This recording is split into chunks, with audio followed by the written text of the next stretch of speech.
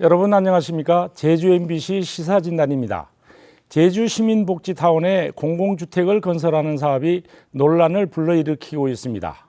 제주특별자치도는 당초 제주시 청사부지인 시민복지타운 4만 4천여 제곱미터에 1200세대의 공공주택을 건립할 계획이었지만은 바로 어제 행복주택 700세대와 실버주택 80세대 등 모두 780세대로 축소했습니다. 그러나 논란의 대상은 주택 공급 규모가 아니라 미래의 제주시 청사부지를 공공주택 부지로 현재 세대의 편의를 위해서 활용해도 되느냐 하는 데 있는 것입니다. 오늘 시사진단에서는 시민복지타운에 공공주택을 건설하는 것이 바람직한 것인지, 시청사 건설과 비교해서 더 효율적인 것인지 알아보도록 하겠습니다. 토론을 위해서 네 분 모셨습니다. 먼저 김경학 제주도의회 의원 나오셨습니다. 안녕하십니까. 강창석 제주도 디자인 건축 지적과장입니다. 반갑습니다. 김태일 제주대학교 교수입니다. 반갑습니다. 송종철 사단법인 제주 주거복지포럼 회장 나오셨습니다. 네, 안녕하십니까. 나와주셔서 감사합니다. 시민복지타운은 제주시 도심지에 유일하게 남아있는 대규모 공유지입니다. 이곳은 지난 2002년도에 도시계획 재정비 때에 시청사 용지로 결정된 곳입니다. 이곳에 공공주택을 건설하겠다는 것인데, 우선 강창석 과장님, 그 공공주택 건설을 해야 하는 어떤 당위성이 있는 것입니까? 어떻습니까? 예, 일단 이 시민복지타운은 지난 2002년도에 시청사로 결정돼서 현재까지 10여 년 이상을 지냈습니다. 그동안 시청 청사 이전에 따른 여러 가지 안 중에서 일단 시청 이전은 어려운 상태이기 때문에 일단 그거는 접고, 그런데 그 인근 토지주민들이 지속적인 활용 방안 등을 저희들한테 지속적으로 요구를 했습니다. 그래서 장기 민원으로 남아 있었습니다. 그래서 관광센터, 그다음에 홈쇼핑, 그다음에 분양형 공동주택 여러 가지 안들을 검토를 한 바가 있습니다. 그런데 공유지이기 때문에 공공성 목적에 어떤 문제가 좀 있지 않느냐 제기가 된 상태였다가, 최근에 우리 제주도의 최도 현안인 부동산 시장 안정화하고 주거복지 시책 문제가 어차피 공공성이 많이 가기 때문에 이 시민복지타운의 공원, 그다음에 공공시설 부지, 그다음에 이런 공공주택을 건립해서 조성하게 되면 공공성 확보 차원에서 상당한 어떤 도움이 된다라는 판단하에 여기를 선정해서 추진하게 되었습니다. 네, 나름대로의 당위성을 찾았다고 보는데, 시민복지타운의 공공주택 건설을 어떻게 보십니까? 우리 김경학 의원님부터 말씀해 주시죠. 예, 행복주택 또 이제 공공임대주택을 보급을 이제 확대해야 된다는 면에서는 전적으로 이제 찬성을 합니다. 또 이제 의회 차원에서도 당연히 이제 공동의 노력을 해야 되겠고, 하지만 왜 거기여야 하는 데 대해서는 여전히 의문이다. 규모가 축소됐다고 해서 이제 그 의문이 해소되는 것이 아니다. 기본적인 입장은 그렇습니다. 예. 송종철 회장님은 어떻게 보십니까? 지금 시민복지타운 그쪽에 보게 되면 현수막, 펼침막이 많이 걸려져 있습니다. 근데 그 펼침막 내용 중에 이런 게 있습니다. 시청사가 옮겨오지 않는다면 그냥 놔둬라. 그래서 지금 시민복지타운의 공공임대 부분의 가장 큰 근본적인 그런 이제 반대측 입장에서의 질문이 바로 그게 아닌가라고 생각이 드는데요. 이 부분에서 제가 말씀드리게 되면 도시권이라는 부분에서 관점에서 바라보게 되면, 도시권이라는 건 도시에 주거할 수 있는 권리를 뜻하겠죠. 그렇다면 이 도시라는 곳은 가진 자든 못 가진 자든 모두가 거주할 수 있는 그런 권리를 뜻합니다. 그런데 지금의 현실을 들여다보게 되면 도남 연립 주공 같은 경우에 재건축이 이루어짐으로 인해 가지고 거기에 살았던 소속층들이 퇴거를 당합니다. 그게 자발적이 아니고 비자발적이거든요. 그리고 또 이도 주공 아파트를 보시면 2단지, 3단지도 약 700여 세대가 향후 이제 재건축이 되면 당연히 그분들도 원하지 않는 비자발적인 퇴거를 당하게 됩니다. 그렇다면 이런 도시권의 그런 관점에서 봤을 때 이런 공공용지의 그런 공유지의 성격에 맞는 바로 뭐 대학생이라든지 사회 취약층들의 이 주거할 수 있는 그런 공간을 확보해야 되는 부분이고요. 그리고 로스의 정의론에서 언급한 부분은 불평등이란 거는 사회의 약자의 이익을 대변했을 때는 그 불평등은 용인할 수 있다고 했습니다. 그런 관점에서 보게 되면 공원을 뭐 거기에 조성하자는 그런 의견에 대해서 저는 반대하는 이유가 공원을 조성하게 되면 그 주변에 있는 토지주라든지 부동산을 소유한 분들의 어떤 자산가치 이익을만 가져다 줄 수 있기 때문에 이런 공유지에 관한 성격을 강화시키기 위해서는 사회 취약층인 주거 공간을 확보할 수 있는 그런 공공임대주택이 당연히 그 지역에 들어와야 된다고 저는 찬성하고 있습니다. 네. 이 문제에 대해서 우리 김태일 교수님은 어떤 생각을 갖고 계십니까? 뭐 우리 의원님께서 말씀하신 대로 공공임대주택 들어오는 것 자체가 문제되는 건 아닌 것 같습니다. 이제 다만 이제 제가 말씀드리고 싶은 거는 이 공공성이 강한 이 부지에 대한 사용 방법에 대한 논의의 과정이 적절했는가에 대한 지적을 말씀을 드리고 싶고요. 또 한편으로는 이 부분에 대한 어떤 그 결정 과정에서의 그 결과물들이 공공성이 있는가라는 측면에서 좀 문제가 되는 것 같습니다. 그런데 이제 우리 과장님과 또 회장님께서 말씀하신 핵심 키워드가 두 가지를 말씀하셨는데 공공성이라는 부분하고 도시계획이라는 측면인데요. 조금 부연 설명을 드리면 도시계획이라는 측면에서 이제 좀 말씀을 드리면 이게 왜 의원님께서도 말씀하셨지만 왜 이 자리냐. 결국은 요 지금 시민복지타운에 있는 위치가 공교롭게 이게 구제주와 신제주를 연결하는 중간에 위치하고 있거든요. 이게 뭐 단순하게 공원을 만들자 말자의 논리가 아니고 시민복지타운을 만든 배경도 이 구제주와 신제 연결고리를 가지고 중요한 공공성을 가진 장소입니다. 근데 이제 문제는 이 장소에 이제 시민복지타운이 시청자가 옮겨지지 않는다는 전제로 이제 개발이 되는 부분에서 과연 공공성이 있는가? 오히려 지금 제가 보기에는 5년 내지 10년 내에 지금 시청사의 주변, 지금 현재 시청사 상황을 보면 별관, 분동으로 지금 쏘고 있어서 굉장히 지금 행정이 포화 상태에 이르고 있거든요. 그런 관점에서 보면 언젠가는 시청사 부지에 대한 이전 논의가 있을 것 같습니다. 또 있어야 될 수밖에 없는 상황이고. 그렇다 그러면 다음에 그럼 시청사 부지는 어디로 옮겨야 되냐? 그러면 제가 보기에는 애월, 그러면 뭐 조천, 뭐 이렇게 가지면 시청사의 도시가 가지고 있는 시청사의 의미가 상당히 중요한 부분인데 우리 제주시의 상징적인 공간, 또 공공성이 하루에 몇백 명, 몇천 명이 이용할 수 있는 그 시청사의 공공성이라는 거는 이 편의성과 함께 상실될 것이다라는 측면에 문제가 있고요. 또 하나는 이제 도시계획에서 말씀드린 부분에 대해서는 아까 평등에 대한 말씀을 하셨습니다만 공공성이라는 거는 일반 민간 주택이 짓는 거는 이 영리 목적이기 때문에 저는 이해는 갑니다. 근데 지금 보시면 이게 LH가 공급하고 있는 제주도의 공공주택이거든요. 보시면 제주시와 서귀포에 집중되어 있습니다. 그렇다 그러면 제주도가 항상 이야기하고 있는 지역 균형 발전, 그리고 제주 동지역 주민이 아닌 읍면 지역에 있는 분들은 그럼 제주도민이 아닌가? 그분들은 전세, 주거의 문제는 없는가?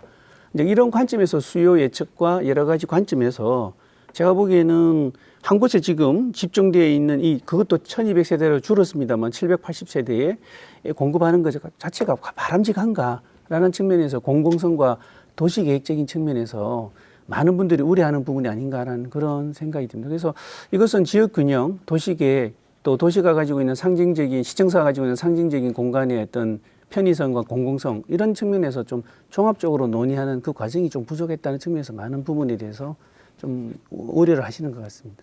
네, 김 교수님께서 잠깐 언급하셨지만은 이 제주도가 도민들의 의견 수렴 없이 일방적으로 사업을 추진하겠다는 이런 지적도 있습니다. 우리 김경학 의원님, 이에 대해서 어떤 절차상의 문제는 없는지요? 예, 그렇습니다. 이게 공공용지지 않습니까? 그러니까 당연히 이제 공공의 목적에 맞게 쓰여야 되고, 그렇기 때문에 당연히 이제 공론화가 필요한 것이죠. 이게 처음 이제 문제가 드러난 게 관덕정에서 이제 정책 박람회 할 때 처음 이제 지사님의 입을 통해서 이제 나왔고, 그다음에 이제 8월 4일 날 도의회하고 이제 정책 협의회 할 때 동료 의원의 질의에 지사께서 답변을 하는 과정 속에서 공론화의 문제가 제기가 됐었습니다. 그러나 그 이후에 어떠한 그 공론화 과정도 거치지 않았고, 또 계획이 이미 지난 봄부터 이제 계획이 수립이 되어서 7월 달인가요? 이미 이제 공모 신청이 되었다는 것으로 이제 나중에 확인이 됐는데 결국은 그러면 공론화 과정이라는 것이 그냥 립 서비스에 불과했다. 지금도 여전히 그거에 대한 뭐 어떤 노력이라든가 이해를 구하는 과정도 없고 이제 선정이 됐고 또 앞으로 이제 뭐 여러 가지 논의 기구를 구성을 해서 뭐 여러 가지 의견 수렴도 하겠다는 건데 결국은 설득을 위한 요식행위에 이제 불과할 수밖에 없다. 이런 생각을 가지고 있습니다. 네, 그 공론화 과정 우리 김태일 교수님께서 송중철 회장님께서 어떻게 생각하십니까? 예, 공론화 과정에 대해서는 저도 그 도에서 상당히 문제가 있다고 봅니다. 어떤 계획을 도출하기 위해서는 거기에 이해관계자 이외에도 다양한 그 계층들의 의견들이 취합이 되고 그거를 바탕으로 해가지고 계획이 도출돼야만이 제대로 된 정책을 펼칠 수가 있습니다. 근데 제가 아까 그 김태희 교수님이 말씀하신 그 시청사 이전이 꼭 이루어져야 한다는 부분에 대해서는 제가 공감할 수 없는 부분이요. 저는 그렇게 생각합니다. 지금 현재 원도심의 문제, 원도심의 공동화의 가장 큰 문제의 원인이 바로 공공기관의 이전이었습니다. 시청이나 도청이 그 과거 원도심에서 이전함으로 인해 가지고 그 지역이 공동화되는 문제가 있거든요. 현재 있는 시청사도 만약에 시민복지 타운으로 이전을 하게 된다면 아니면 또 다른 지역으로 이전한다면 그 기존에 있던 시청사 지역은 공동화가 불보듯이 뻔할 것입니다. 그렇기 때문에 그러한 부분이 어떤 지역 균형 발전을 가져다 주는 건 아니고요. 지역 균형 발전을 하기 위해서는 제 개인적으로 생각으로는 이렇습니다. 지금 제주지방정부 종합청사가 있거든요. 시민복지 타운 내에 보면 12개 기관이 입주한 걸로 알고 있습니다. 그 입주 기관들의 어떤 특성을 자세히 들여다보게 되면 즉 원도심의 어떤 공동화 문제를 해결할 수 있는 그 열쇠가 들어다 있다는 것이죠. 즉 그 12개 기관 중에 원도심의 뭐 항만이라든지 동문 재래시장이라든지 그와 관련된 부서들 예를 든다면 농축산공업본부라든지 그런 부서 기관 또는 부서를 이전하는 것이죠. 그리고 또 공공임대주택을 뭐 읍면지역에다가 이렇게 건축을 한다. 그에 대해서도 반대하는 이유가 뭐냐면요. 그거는 수요 측만을 생각합니다. 수요가 아니라 소요의 관점에서 바라봐야 된다는 것이죠. 대학생이 읍면지역에 살아서 뭐 제주대학교나 탐나대학교에 제주국제대학교에 이렇게 다니라고 하면 누가 읍면지역에 다니겠습니까? 그렇게 되면 결국은 그 읍면지역에 지었던 그런 공동주택들이 공실이 발생하고 오히려 지금 제주도에서 가장 큰 문제인 어떤 자연환경 파괴라든지 그런 부분이 발생할 수 있다는 부분이죠. 그래서 다각적인 측면에서 바라봐야 되지 않나 그렇게 생각하고 있습니다. 네, 그 공론화 과정 문제인데 이것은 대부분이 미흡하다라는 의견입니다. 강창석 과장님은 왜 이런 결과가 나오는지 설명 좀 해주시죠. 예, 일단 우리 그 의원님 말씀하시는 거에 일정 부분 저희들이 공감합니다. 그런데 이 정책 계획 수립할 때는 선후 관계는 사실 다 장단점이 있는 것이 현실입니다. 그런데 정책 계획 수립할 때는 가장 중요한 거는 재원을 어떻게 확보할 거냐. 이 재원이 어떤 그 보장이 될 것이라는 것이 가장 중점을 두기 때문에 저희들이 그 재원 확보 차원에서 지난 5월에 그 국토부에서 이러이러한 그 사업들이 있기 때문에 7월까지 좀 신청을 해달라. 그 내용을 보면 행복주택 같은 거는 전체 재원 중에서 30%가 국비 지원 나가고 그다음에 40%가 국민주택 기금에서 융자가 되기 때문에 거의 70% 수준이 국비 확보 때문에 저희들이 불가피하게 일단 신청을 하게 됐습니다. 그래서 그 이후에 여러 가지 뭐 저희 도에서 그 어떤 일방적인 추진이다 여러 가지 그 의견들이 있는데 일정 부분 공감은 합니다. 그래서 이런 국비가 어느 정도 이제 확보가 됐기 때문에 앞으로는 이 모든 정책들은 지금 구상 단계입니다. 이러이러한 거를 저희들이 구상을 갖고 있기 때문에 이런 재원 확보 문제하고 그다음에 마스터 플랜 같은 거를 수립을 해서 기본적으로 전체 100%는 아니지만 어떤 70~80%의 마스터 플랜을 갖고 여러 가지 우리 의원님들 분이나 인근 주민들이나 이렇게 해서 공론화 과정을 철저히 거쳐서 그게 보완도 하고 해서 최종적으로 저희들이 확정을 좀 해나가겠습니다. 그렇게 이해 좀 해주시기 바랍니다. 네, 그 재정상의 문제 때문에 이제 공론화 과정이 미흡했다는 얘기인데 우리 김태일 교수님 어떻습니까? 이 절차상의 문제. 절차상의 문제는 아무래도 뭐 시간적인 부분에서 쫓기 바뀌어서 그런 부분에 대한 충분히 이해는 갑니다. 뭐 우리 지금 열심히 일하시는 과장님 잘못했다고 뭐 비판하는 것은 아니고요. 또 여러 가지 우리 그 관련된 국과에서 열심히 하고 계신 것이 저는 뭐랄까 찬성이랄까요, 격려의 말씀을 드리고 싶습니다. 다만 이제 문제는 아까 공공성 도시계획 이런 말씀을 하셨는데 그 송 회장님 말씀하신 거에 대해서 제가 좀 부연 설명을 드리면 이미 다른 부서에서도 지금 시청사 이전을 전제로 하는 여러 가지 검토 중에 문화예술의 거리 공간을 만드는 이야기가 논의가 되고 있거든요.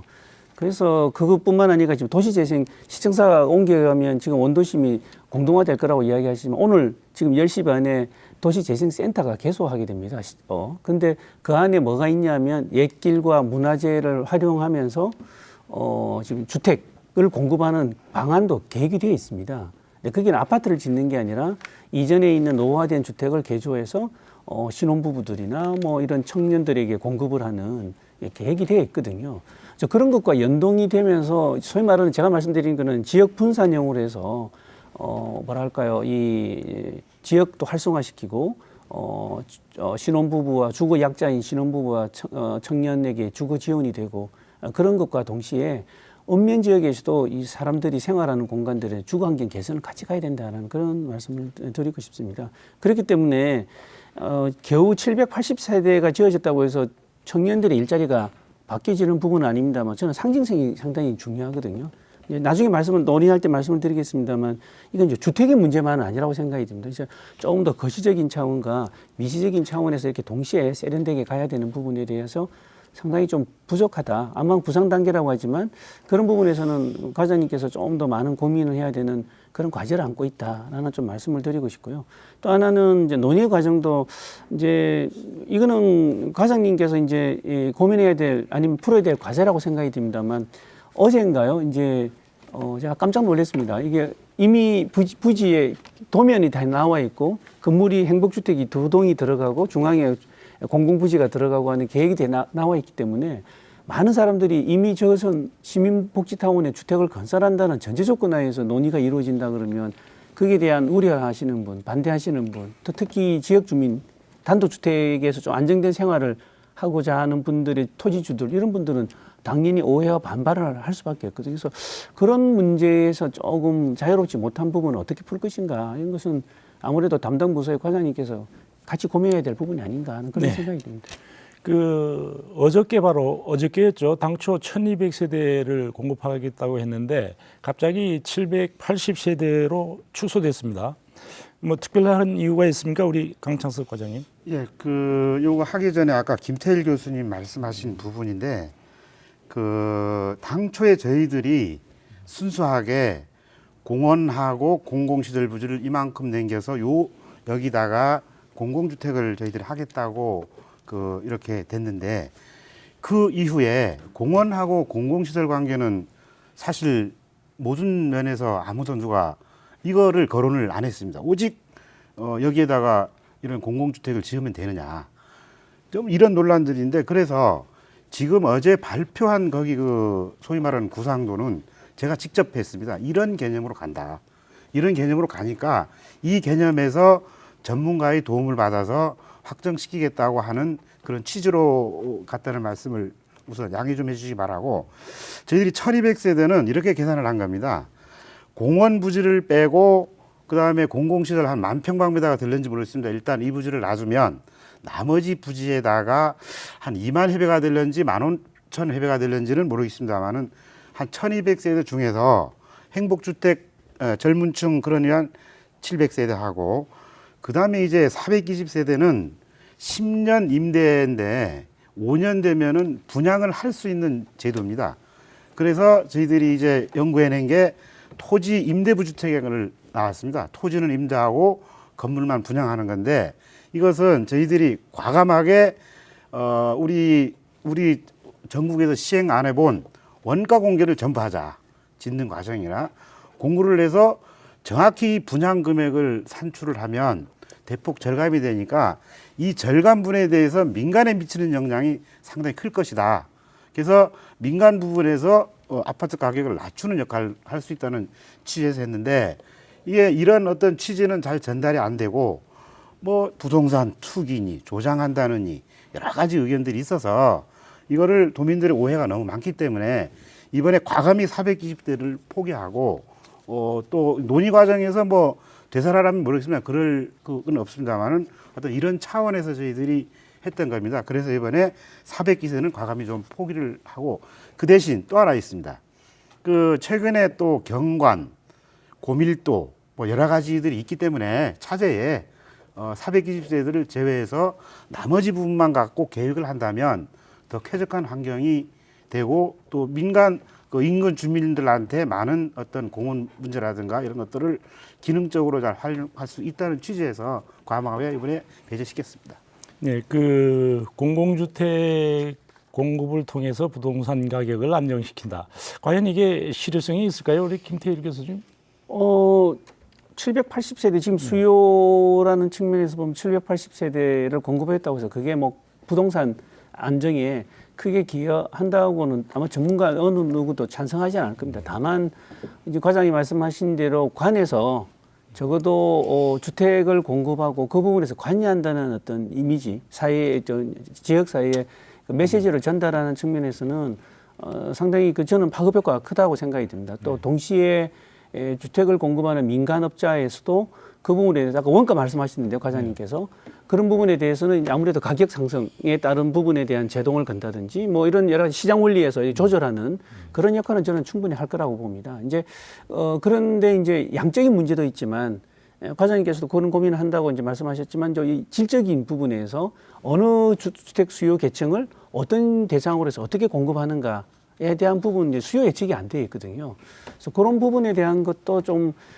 과연 우리 동지역에 제주시 동지역에 또 그것도 시청사 부지에 들어가는 것이 파급 효과가 클 것인지 아닌지 그런 부분에서 이제 의원님도 그렇고 저도 그렇고 주변에 있는 많은 분들이 걱정스럽다, 의문스럽다라고 이야기를 하는 것 같습니다. 그래서 이거 자체를 조금 더 디테일하게 수요 예측을 통해서 이 부분이 시청사 부지가 아니라면 과감하게 포기하고 예를 들면 예를 듭니다만 예를 들면 성산 지역에 주택 수요에 대한 게 훨씬 많더라 하면 그쪽에 가야 되는 것이죠. 이제 그런 것들을 좀 더 앞뒤 전후가 바뀌었기 때문에 논의의 과정이 좀 불충분하고 잘못됐다라고 이야기들 하시는 것 같습니다. 예, 그리고 그 주택 공급 규모인데 갑자기 이제 1200세대에서 이제 780세대로 축소되는 이걸 어떻게 해석해야 될까요? 우리 송준철 회장님.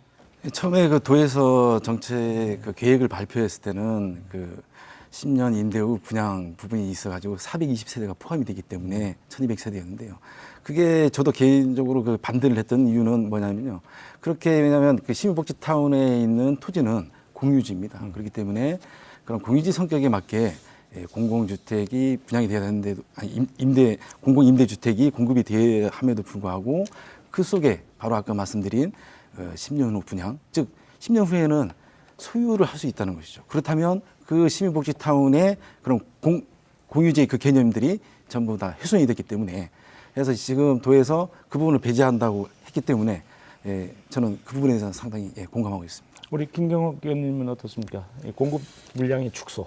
뭐 물량이 축소됐건 뭐 당초 계획대로 됐건 간에 저는 기본적으로 반대하는 입장이고요. 또 하나 토론 내용이 이제 좀 왔다 갔다 하는 측면이 있어서 아까 우리 강창석 과장님이 말씀하신 이제 국비를 가져오려고 하다 보니까 사전에 이제 뭐 계획 단계에서의 공론화 과정이 부족했다. 뭐 이렇게 말씀을 하시는데 사실은 예산을 가져오는 것이 중요한 것이 아니고 시민들이 뭘 원하는지를 파악하는 것이 중요한 것이고요.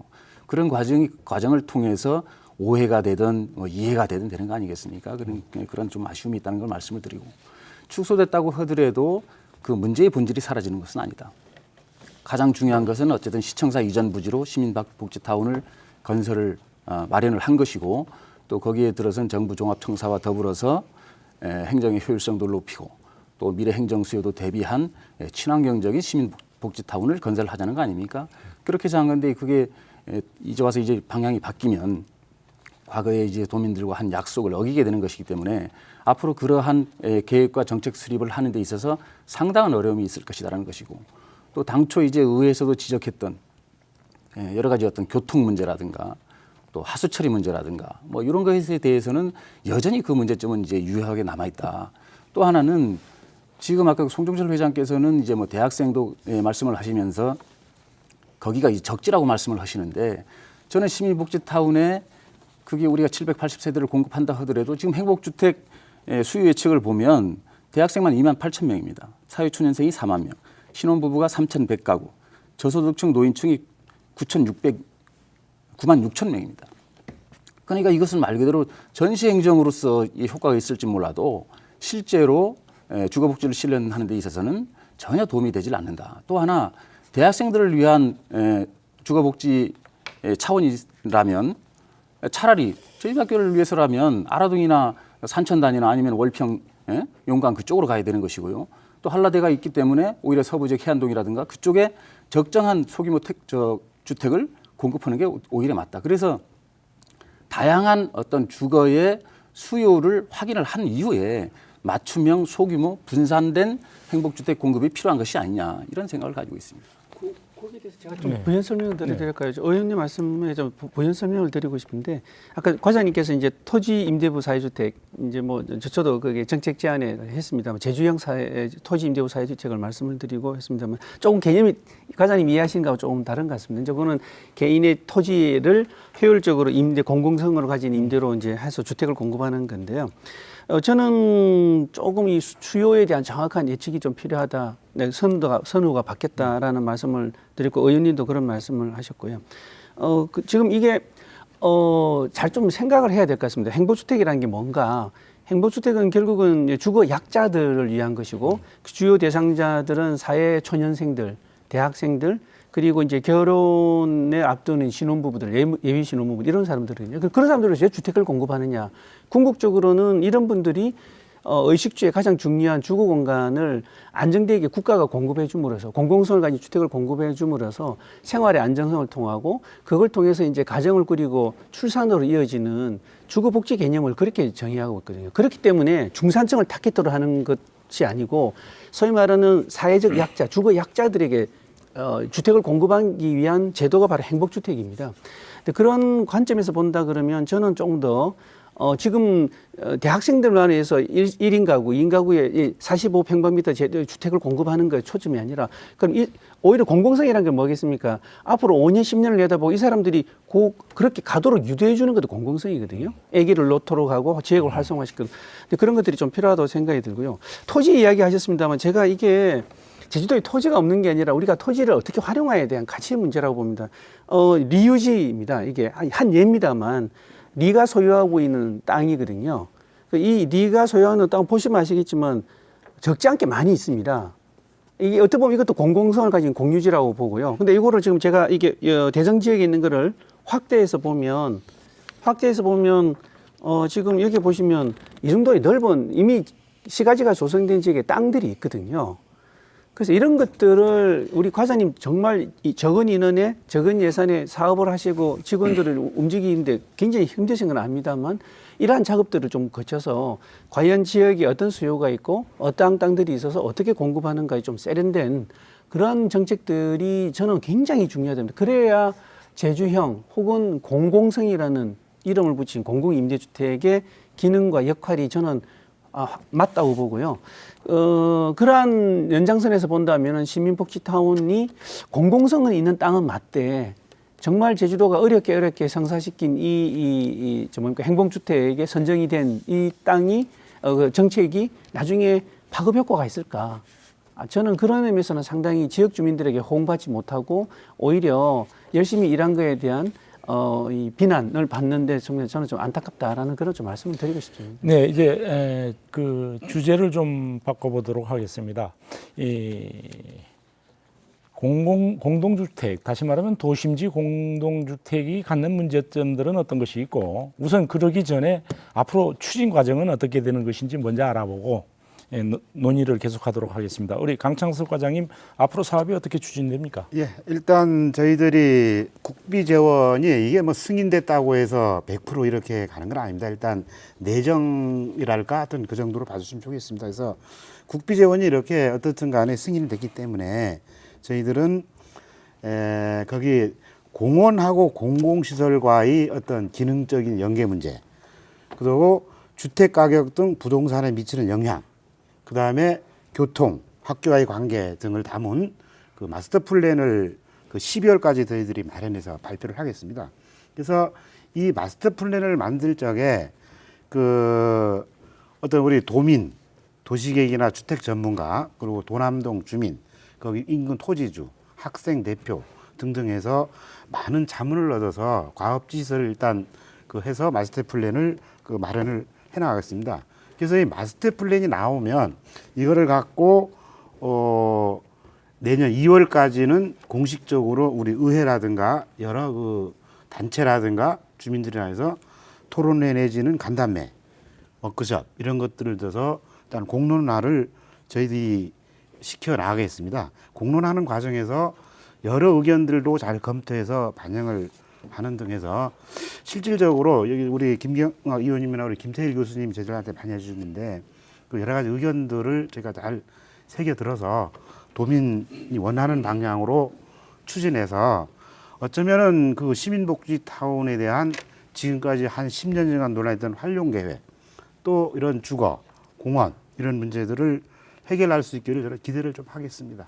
네, 그 결국은 도심지 공동주택이라는 게 도시 조밀화와 밀접한 관계가 있다고 보는데 그렇다고 해서 지금 사업 계획이 축소됐다고 해서 도심지의 공동주택 문제, 다시 말하면 교통 문제라든가 하수 처리 문제 이런 것들이 주민 갈등도 다수 있는 것 같습니다. 이런 것이 해소될 수 있다고 보십니까? 어떻습니까, 우리? 저는 근본적인 해소 대책은 아직 준비되고 있지 않다 이런 생각을 합니다. 물론 이 교통 문제만 하더라도 이제 이도초에서 이제 중앙정으로 연결되는 도시계획도를 이제 조기에 이제 완공을 한다 이렇게 말씀을 하고 계시는데 그렇다고 해서 거기서 쏟아져 나오는 교통 총량이 줄어드는 것은 아니다. 지금 이도주공 1, 2, 3단지, 도남 연립 거기에 이제 늘어나는 세대만 하더라도 643세대가 이제 늘어나게 되어 있습니다. 그래서 그 주변의 교통 문제는 여전히 이제 문제가 있는 것이고요. 또 하나는 지금 도두 하수 처리장이 지금 문제가 터져서 이제 도민들 전체 또 국가 전체적으로 사실은 이게 비웃을거리가 되고 있는데 지금 그렇지 않아도 지금 현재 수준에서도 하수 처리를 못해서 지금 이 모양인데 저는 민간 부분에서 주택이 공급되는 것도 사실은 좀 규제를 해야 된다고 생각하고 있고 특히나 공공 부분에서의 어떤 주택 공급은 특히나 동지역에서는 더 이상은 바람직하지 않다 이런 생각을 하고 또 행복주택이 읍면에도 필요합니다. 읍면에도 주거난이 심합니다. 또 하나는 제주도 같은 경우는 이제 경제 활동 패턴이 서울 대도시하고는 또 다릅니다. 우리가 일정한 지역의 경제 현장에 있고 또 그 인근에 행복주택을 만들면 이건 정말로 이건 주거복지가 되는 것이죠. 그러나 아침 저녁으로 보면 아침엔 동서로 다 제주시에서 읍면 지역으로 나갑니다. 저녁엔 다 들어옵니다. 이건 뭘 얘기하냐면은 해당 그쪽 지역으로 나가는 지역에 오히려 이제 주거 조건을 더 좋게 만들어서 그래야 이제 경제 활동하는데도 도움이 될 것이다. 이런 방향으로 좀 검토가 되었으면 하는 그런 생각을 가지고 있습니다. 그 송중철 회장님 이 문제에 대해서 어떻게 생각하십니까? 네, 교통 문제를 얘기하는데요. 지금 그리고 또 아까 하수 종말 처리장 부분 이게 공공 임대주택이 들어서서 문제가 되는 건 아닙니다. 이전부터 지금 문제가 된 것이고 그런 뭐 도에서의 어떤 정책적인 문제가 있었던 거고요. 근데 그 부분과 결부시키게 된다면 그렇다면 지금 연삼로 주변에 다수의 다세대 주택이 건설되고 있고 연삼로 위에도 연북로에도 마찬가지입니다. 그런 그 어떤 소유권 중심의 어떤 그런 주택 그런 건축에 대해서는 이렇게 완화한 그런 시각으로 봐주고 서민들 주거 취약 계층에 대한 그런 공공에서 오랜만에 제대로 된 정책을 내놨는데 그 공윤지에 공공임대주택을 짓겠다는 것에 대해서는 반론을 제기하는 것은 그거는 좀 상당히 문제가 있는데요.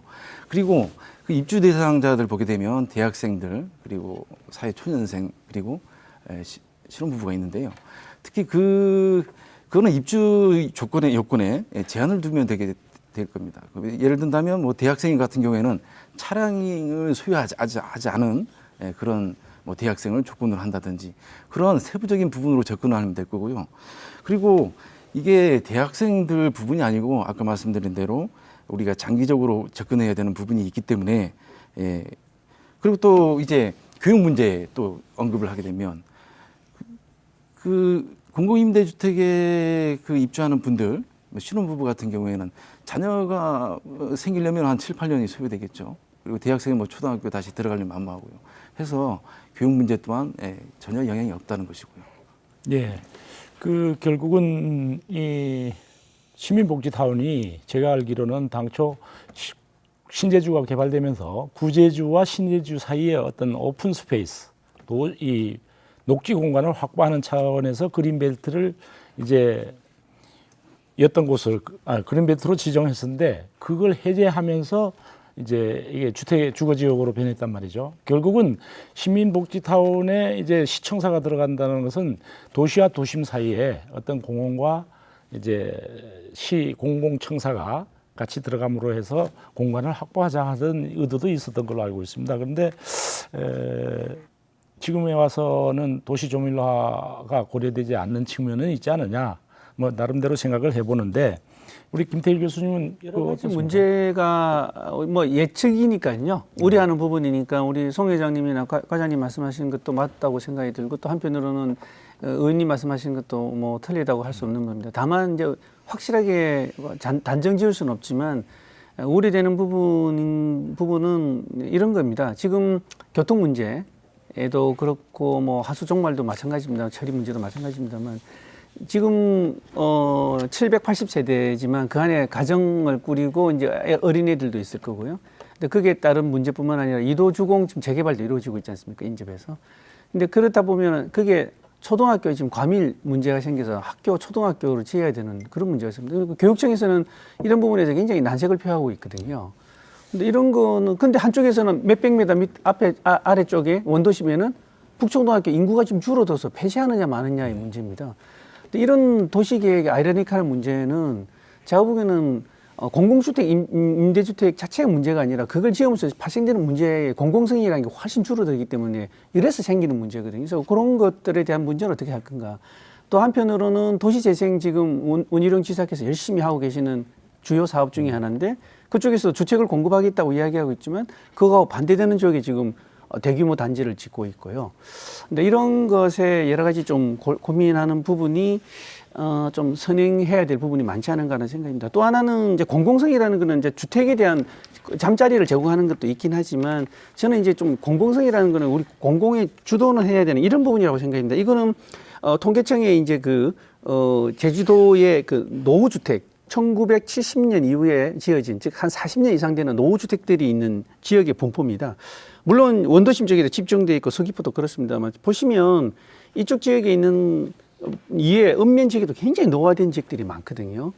그래서 이런 분들의 수요 중에 대학생이나 신혼부부나 뭐 이런 쪽에 수요는 있는지 없는지 저도 단언은 못합니다만 이 수요 예측에 대한 정확한 분석이 없이 들어가다 보니까 이제 이게 갑론을박 말들이 많은 겁니다. 그래서 이런 부분에 대한 것은 노후화된 주택이 새로 공공임대주택이 들어가서 지역이 활성화되고 노후주택이 다시 개량돼서 다시 활성화되고 하는 일련의 그런 정책들 저는 좀 맞물려 가는 게 저는 맞지 않은가. 그런 부분에서는 때로는 제가 주장하는 의원님이 주장하는 지역 분산형으로 가고 지역의 문화와 시설들이 같이 복합적으로 가야 되는 필요성도 있다고 보고요. 또 과장님들이 말씀하시는 그런 대규모의 단지도 필요하죠. 근데 저는 어느 쪽에 우선순위를 주냐면 저는 앞서 말씀드린 지역 분산을 해서 지역을 활성화시키는 게 그냥 공공성이 더 가치가 크다라는 점에서 저는 이제 주장을 말씀드립니다. 어쨌든 간에 문제점들을 많이 지적해 주시는데 결국은 해결해야 될 문제입니다. 그 우리 강창석 과장님 어떻게 생각하십니까? 뭐 대책은 세우고 계십니까? 저희들이 지금 이 시민복지가 막 범위를 넓혀가는데 일단 시민복지 타운과만 좀 말씀드리겠습니다. 일단 시민복지 타운을 저희들이 이 정책을 펴면서 8월 달하고 지금까지 해서 개략적인 의견을 보면 여기서도 말씀드렸잖아요. 공원 조성을 해라. 그대로 놔둬라. 그 다음에 활용 계획을 만들어서 빨리 조기 시행을 해라. 대체로 부류가 이렇고 그 중에 덧붙여서 교통, 학교 문제 제기를 많이 이렇게 지금 하고 있습니다.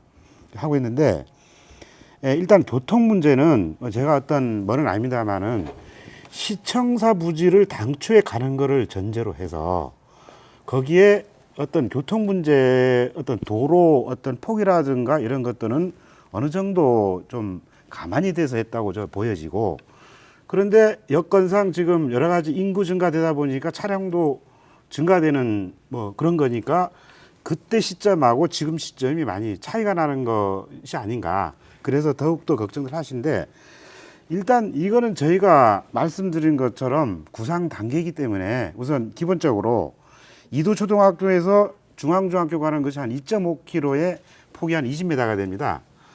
이 도로인 경우는 꼭 이 시민복지타운에 이것만이 아니더라도 조기 좀 개설할 필요가 있다. 그렇게 해서 이거를 포함해서 여러 가지 교통 역량 분석을 할 겁니다. 그리고 지금 이 784세대의 주차 문제는 이 법적으로 계산하면 약 한 700대 정도 780세대 못 미칩니다. 한 0.7대가 되는데 그래서 그 700세대지만 교통 역량을 분석해서 주차 대수가 더 필요하다고 하면 그거를 보완을 한다든가 그래서 또 거기에 뭐 여러 가지 지금 논의되고 있지만 그 일방 통행 문제라든가 여러 가지 교통 분석을 해서 교통 분석을 해서 이게 해결이 안 되면 관리 못 합니다. 저희가 생각하는 이거는 부분 말고 다른 것도 사실 어렵습니다. 예, 그렇게 해서 저희들이 좀 해나가겠고 학교 문제인 경우는 저희들이 이거를 할 적에 교육청의 담당 사무관하고 저희 TF팀에 같이 있습니다. 전부 사전에 검토가 돼 있고 그래서 그걸 어떤 대책 나온 건 아닙니다만은 일단 아까 말씀드린 420세대가 거기가 이제 좀 자녀를 가진 분들인데 그거를 제외해 버리면 행복주택에 들어가시는 분하고 실버주택에 들어가시면 사실상 학생이 없습니다. 있더라도 아주 미미합니다. 그래서 요것이 들어감으로써 어떤 학교 문제는 아닌가 싶은데 요것만이 아니고 지난번에 우리 했으면 어떤 저희들이 재건축 관계 여러 가지가 있기 때문에 교육청하고 좀 긴밀히 협의를 해서 그렇게 좀 추진을 해나가겠습니다. 그리고 앞서 쭉 저희들이 말씀드렸습니다는 주민 갈등 문제는 뭐 찬성하시는 분도 계시고 반대하는 분도 사실 존재하고 있습니다. 그래서 그 여러 가지 의견들을 마스터 플랜을 해서 과연 내놓으면 이해할 부분은 이해를 하실 거고 그렇지 않으면 반드시 반대를 할 겁니다.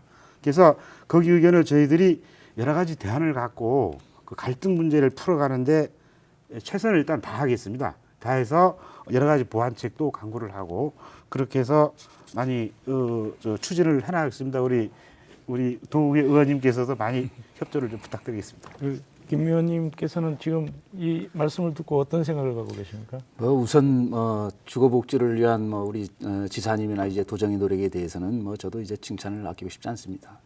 그러나 다만 그 해당 부지는 당초 이제 시민과의 약속도 있고 또 여러 가지 지적이 계속 반복되는 것이지만 교통 문제라든가 여러 가지 이제 문제들이 있기 때문에 여전히 이제 저는 이제 적당하지 않다 이런 생각을 하고 대학생 같은 경우 아까도 말씀드렸습니다만 대학생을 위해서라면 그 대학교 인근에다가 원룸형 이제 주택을 공급을 한다든지 이렇게 가야 되는 게 맞다고 보는 것이고요.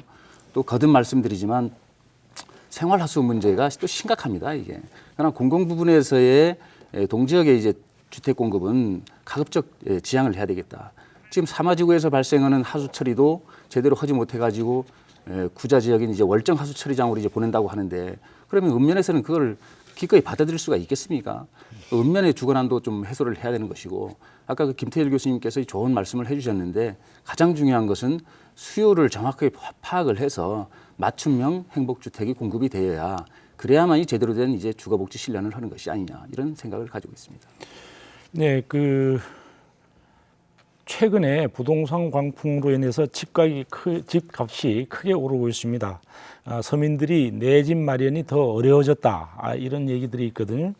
그런 측면에서 공공주택을 많이 공급하는 것은 타당성이 있다고 보죠. 바람직하다고 볼 수 있고 그럼에도 지금과 같은 입지에 지금과 같은 방식으로 다시 말하면 대규모 고층 그것도 이제 인생 초년생들을 위한 그런 주택을 공급하는 것이 바람직한 것인지 우리 송준철 회장님 어떻게 생각하십니까? 지금 공공임대 아파트 도심지에 있는 도심지 한 3개 지역 노영 정든마을이라든지 으뜸마을이라든지 알아주고 그런 영구임대 국민임대 그런 대기 수를 보게 되면 한 1,000가구가 이상이 됩니다. 그 정도로 이 공공임대 이 주거 비용이 많이 지출되기 때문에 그런 문제가 심각하거든요. 그런데도 불구하고 지금은 뭐 민간 분양형 아파트들만 공급이 되고 따라서 주택 가격이 상승하는 문제가 있습니다. 그래서 이 도시에 거주할 수 있는 우리 아까 말씀 뭐 대학생뿐만 아니고 서민계층, 취약계층이라든지 신혼부부들도 이제 왜냐하면 직장이 가까워야 되지 않습니까? 가까워서 도심에 거주할 수 있는 것이고 그리고 대중교통이 상당히 중요합니다. 그래서 그렇기 때문에 그런 어떤 주거 약자에 대한 그런 부분에 고려한 정책들이 반영이 됐으면 하는 바입니다. 네, 그 김태일 교수님 지금과 같은 방식 또 지금과 같은 입지에 이제 공공주택이 대량으로 들어선다는 거 어떻게 보십니까? 네, 아까 제가 서두에 이 LH의 공공임대주택에 대한 분포와 규모, 이 숫자가 실은 규모입니다만 세대수인데요. 보시는 것처럼 분포상의 위치도 이제 너무 동지역에 집중되어 있는 부분에 또 가세하는 부분, 또 도시계획적인 측면에서의 문제, 뭐 이런 말씀을 드렸습니다만 규모도 780, 한 800세대 이상 되는 규모는 그렇게 LH에서 그렇게 많이 공급하고 있지도 않습니다, 실은. 근데 이거는 뭐 여러 가지 사정이 있어서 그렇습니다만 제가 보기에는 차라리 이 100세대 규모 혹은 200세대 규모로 해서 지역으로 이거를 분산한다 그러면 적어도 4곳이 더 활성화될 수 있는 단순한 논리입니다만 오히려 한 곳에 집중해서 제주시만 이렇게 활성화된다는 논리보다는 오히려 800세대를 200세대씩 규모로 나눠서 4곳에 동서, 남북, 산남, 삼북으로 이렇게 지역의 읍면지역에 골고루 한다면은 그거야말로 정말 공공성이 있는 사업이 아니겠습니까? 단순하게 말씀을 드린다면. 물론 이제 수요 예측에 근거해서 제가 드리는 말씀입니다. 네, 이런 관점에서 조금 더 논의가 좀 부족했다. 또 그런 부분에 대해서는 좀 더 재고의 예지는 없는가라는 측면에서 과장님께 한번 그런 말씀을 드리고 싶습니다. 그저 강창석 과장님 어떻습니까? 이 소규모 분산책에 대한 어떤 예, 소규모 분산책은 지금 하고 있는데 이거 좀 나중에 말씀드리겠습니다. 네. 그 지금 우리 도가 사실 2000년대 들어서 2000년대에 한 뭐 10여 년간 인구가 정체돼서 사실상 주거 정책을 못 했습니다. 안 했습니다. 안 했는데 2010년 이후에 인구 증가가 되다 보니까 여기에 따라서 부동산 가격이 상승하고 이 부동산 가격이 상승하면 가장 이게 주택 문제인데 중상층 이하의 주택 문제가 가장 문제라고 저희 진단을 했습니다. 그래서 작년도 그 12월에 저희들이 주거 종합 계획을 마련을 해서 여러 가지 의견을 놨고 그러면 그 중에 왜 임대주택이냐 하는 문제가 제기됩니다. 그래서 중산층 이상은 자기네가 알아서 민간에서 해라. 그 이하는 우리 도에서 책임질 필요가 있다. 그래서 2025년까지 저희들이 그 2만 호를 목적으로 지금 했는데 그 2만 호라는 개념은 다른 게 아니고 저희들이 지금 공공임대주택이 지금 한 4%밖에 아닙니다. 한 1만 호밖에 없습니다. 4% 주택수의 4%밖에 안 되니까 전국적으로 지금 국가 시책을 보면은 주택수의 8에서 10%를 목표로 잡고 있고 외국 선진국 같은 데는 대체로 20%가 되면은 주거복지의 어떤 안정화라고 이렇게 주장을 하고 있습니다. 그렇기 때문에 4%를 이거를 10%로 올리려고 그러면 2만 호가 더 필요하기 때문에 이 2만 원 계획이 나왔고 사실 이 2만 호 계획이 우리 도에서 감당을 못 합니다. 그래서 LH하고 이 JDC도 포함해 있습니다만은 LH에 가진 우선 부지를 먼저 해서 빨리 좀 이거를 좀 공급해 달라. 그런 와중에 JDC는 자기네가 개발하는 사업 부지에 땅이 있으니까 그거를 좀 짓도록 해서 그렇다고 JDC가 그 지역 이외에는 못 나오도록 저희들이 했습니다만은 그렇게 해서 공급하시는 거 하는 걸로 저희 계획을 했고 또 아까 읍면 관계 여러 번 말씀을 드렸는데 현재 저희들이 지금까지 행복주택 한 거는 이 700세 이걸 포함해서 약 4,100세대를 지금 공사 중이거나 설계 중에 있습니다. 그 중에 왜 동지역이냐 하는 문제가 나오는데 우선 동지역이 시급한 게 사실 아닙니까? 그래서 우리 국유지 5군데하고 도유지 5군데 해서 구도심 전에부터 시작해서 전부 승인을 받은 상태입니다. 최근에 이번에 승인 난 거에 보면 함덕이 있습니다. 함덕이 함덕이 있고 한림이 있습니다. 그건 우리 도시에다가 지어달라고 해서 저희 건의를 받아서 이번 확정을 했고, 그리고 성산읍에도 LH에서 그 택지 개발하는 부분에 있고, 서귀포 혁신도시 등등 해서 지금 있는데, 그 여러 가지 그 수요 관계를 말씀하셨는데, 이렇게 지금 추진을 하고 있고, 실질적으로 택지 개발을 하려고 해서 지금 행정시에서 용역을 하고 있는데, 그 결정돼서 이거를 짓기까지 5년 이상이 소요가 되기 때문에 5년 동안 과연 이거를 그대로 놔두는 게 맞는 거냐. 그래서 일단 이렇게 했고, 수요 측면을 말씀하셨는데, 수요는 저희들이 추정한 거 말고는 사실상 없긴 없습니다. 그래서 이번에 저희들이 추경도 예산 반영을 할 건데, 물론 이것도 하면 선호가 안 맞았다고 합니다. 그렇지만 이렇게 국가에서부터 이런 임대 정책을 계속 주는데 저희들 가만히 앉을 수가 없어서 이렇게 재원 확보 차원이라 우선 시행하고 있는데, 우리 그 말씀드린 것처럼 계략적인 거 말고 좀 정확한 거는 저희들이 추경이라도 예산 확보해서 이 수요 문제는 좀 저희들이 잘 추정해서 그렇게 추진해 나가겠습니다. 네, 그 다른 지역에서는 어떤 반응들을 보일까요? 물론 공유주의 공공주택을 건설하는 거, 뭐 반발이 있을 수도 있을 테고 아주 찬성을 하는 분들도 많을 텐데, 우리 송중철 회장님 어떤 생각을 하십니까? 그 서울 같은 경우에는 서울 강남 지역 보게 되면 서울시에서는 우리 제주 지역과 마찬가지로 행복주택을 공급하겠다고 했는데, 강남구청에서는 또 이제 그에 대해서 반대를 하는 입장이죠.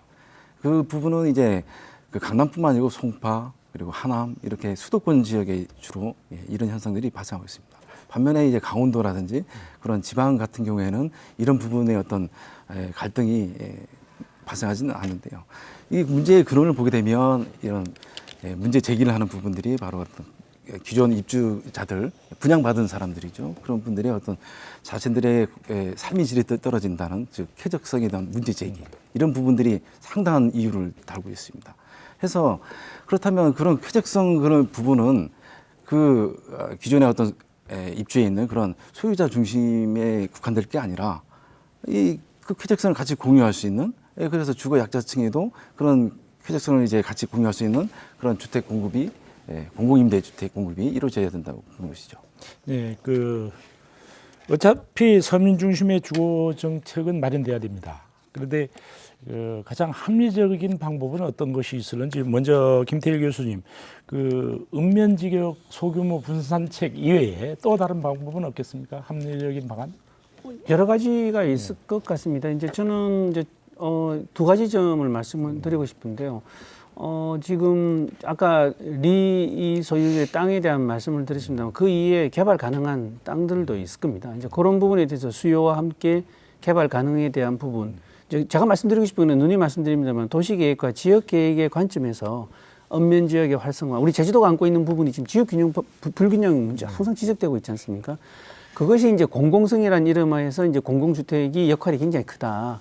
그리고 한편으로는 지금 제주시의 여러 가지 이제 집중화되는 문제, 이런 부분에 대한 것도 개선하는 중요한 역할을 해야 된다는 측면에서 저는 한 곳에 대규모로 780세대가 시청사 부지 들어가는 거가 좀 문제가 있다라는 것이죠. 뭐 지금 공공임대주택 자체가 잘못됐다는 건 아니고요.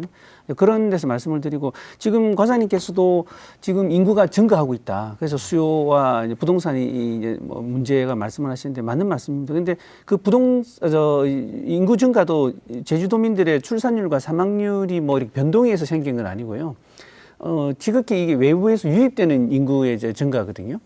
네, 그런 논리에서 본다 그러면 그 사람들의 타깃을 두는 듯한 인상의 주택 정책이라는 것은 조금 탈피한다는 차원에서 주택 정책의 1인 가구가 아닌 조금 더 앞으로 우리 출산과 연관되는 주택의 어떤 그 공급의 다양성이 좀 필요하다고 생각이 들고요.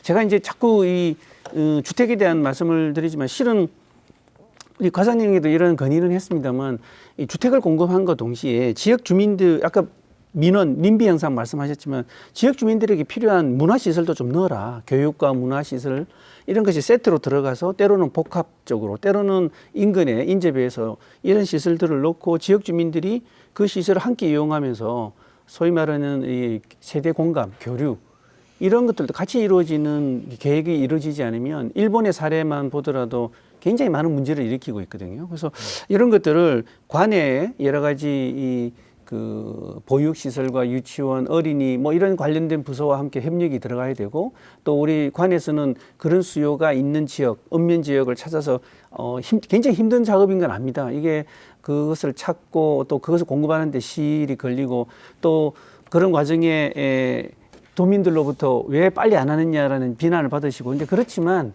이 주택이라는 거는 영구제이기 때문에 그죠? 오랫동안 가는 내구제이기 때문에 그런 인내와 뭐 그런 그 비난이나 이런 걸 감수하고 하셔야 되기 때문에 조금 더 장기적인 안목으로 갔으면 좋겠다라는 그런 말씀을 좀 드리고 싶습니다. 네, 그 서민 중심의 주거 정책 보다 합리적인 방안 또 찾을 수는 없을까요, 우리 송종철 회장님? 아까 토론에서도 말씀 나온 부분이 제일 그 문제가 도에서 어떤 공론화 과정의 문제점이었거든요. 그래서 그런 부분들, 그래서 그런 주택 정책이 합리적으로 도출되기 위해서는 그 계층들의 그런 의견들이 다양하게 이렇게 받아들여줄 수 있는 그런 절차들, 뭐 수요 예측도 포함이 될 수도 있는 것이고, 아까 교수님께서 말씀하신 그리고 더 중요한 거는 이제 엄격한 그 입주자 선정 관리 부분입니다.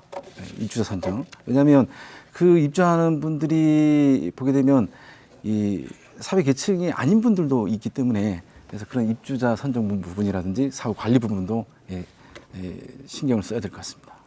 예, 그 오늘 토론을 하다 보니까 결국은 이제 우리가 마련했던 주제들을 다 소화하지 못하게 생겼습니다, 시간상.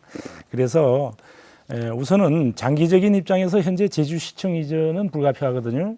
그래서 시민복지타운에 공공주택이 건설될 경우에 우리가 미래에 제주시청 부지는 어떻게 확보해야 되는가, 이것도 사실은 심각하게 고려해야 될 거 아니겠습니까? 우선 우리 김태일 교수님부터 좀 말씀. 네, 저는 뭐 여러 가지 논란의 여지는 있다고 봅니다만 첫 번째는 지금 있는 시청사 부지를 원래 시청사 부지 계획대로 검토하고 추진하는 방안이 있을 것 같고요. 두 번째는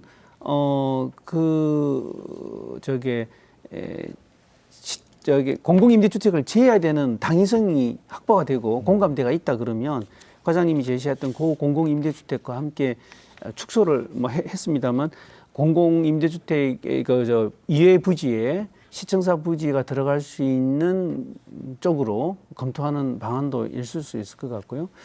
또 하나는 좀 용도를 좀 변경해서 다른 인접한 지역에 뭐 하는 방법. 근데 뭐 실현 가능성은 없을 것 같습니다만 저는 이 한 두세 가지를 가지고 논의를 해야 될 필요성이 있다는 생각이 듭니다. 저 개인적으로는 조금 어려운 결단이긴 하지만 정치적인 문제이긴 하지만 역시 약속했던 대로 시청사 부지는 좀 가는 것이 저는 맞지 않은가라는 그런 개인적인 사견을 좀 드리고 싶습니다. 그 강철석 과장님, 그 시청사 이전 문제는 예전부터도 그 주변 상인들이 공동화를 염려한 반대, 이런 것이 크게 선거에 영향을 미치면서 이제까지 실현이 되지 못했습니다. 어떻습니까? 시청사 이전 어떻게 해야 될까요? 저는 그렇게 생각합니다. 이 도시라는 것이 그 시청사 하나만 갖고가 아니고 도시가 비대한다는 것은 인구가 증가되고 그에 따른 교통, 환경 여러 가지 문제들이 다 종합되어 있습니다. 그래서 단순하게 시청을 여기 옮기자 저기 옮기자는 것은 이건 저는 아닌 것 같습니다. 종합적으로 검토를 해서 정말 비대해진다고 하면 새로운 도시를 조성을 해야 되는 겁니다. 새로운 택지 조성을 해서 그래서 거기에다가 시청 내지는 여러 가지들을 검토를 해 가야 되는 것이 이게 맞는 거라고 좀 보여지고 우리 서울만 하더라도 분당이라든 여러 가지 나와 있고 시청 와지면 물론 여러 가지 여건상 때문에 못 닿습니다만은 시청만이 아니고 도청 문제 이것만 아니고 여러 가지 공공시설 문제 여러 가지들을 다 안고 있어서 그래서 도시가 비대하다고 하면 새로운 택지 조성으로 이렇게 접근을 해야지 기존 시가지 갖고 리모델링 한다 개축한다 저는 한계가 있다고 봐집니다. 그래서 장기적으로 이런 문제를 좀 검토했으면 좋겠습니다. 네, 우리 송준철 회장님은 네, 저는 개인적으로 그 시청사 이전에 대해서는 도에서 전면 백지화해야 된다고 주장하고 있습니다. 왜 그러냐면 지금 파생되었던 아까 처음에 서두에 말씀드렸던 원도심 문제 이런 부분도 바로 그런 도심 공동화 현상을 불러일으키기 때문에 과거의 정책이 잘못됐으면 그에 대한 반성에 대해서 그 정책 평가를 내리고 그에 대해서는 그 오류를 수정해야 됩니다.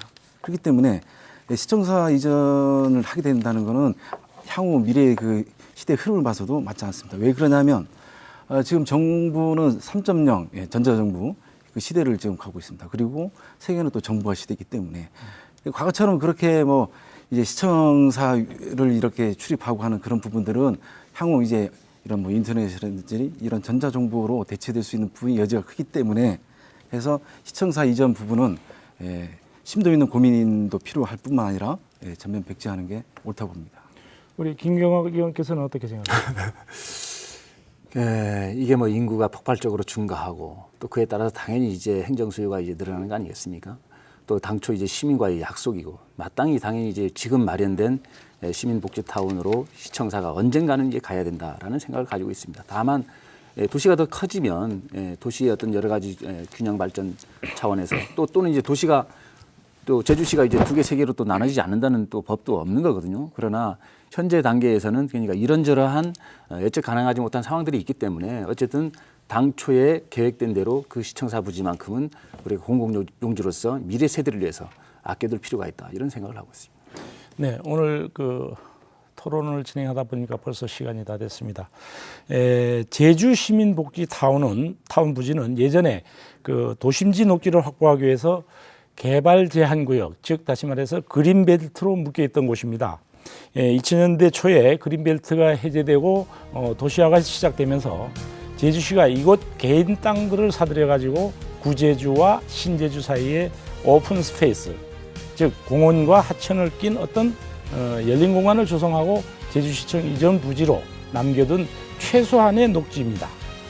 이곳에 급작스럽게 대단히 고층 아파트를 짓는다는 것이 미래의 도심 공간을 살리는 데 이득인지 아니면 손해인지, 또 당시에 땅을 내놓은 시민들의 박탈감은 어떠한지 보다 심도 있는 검토가 필요한 것이 아니냐 이런 생각을 해봅니다. 밤늦은 시간까지 시청해 주신 여러분 감사합니다.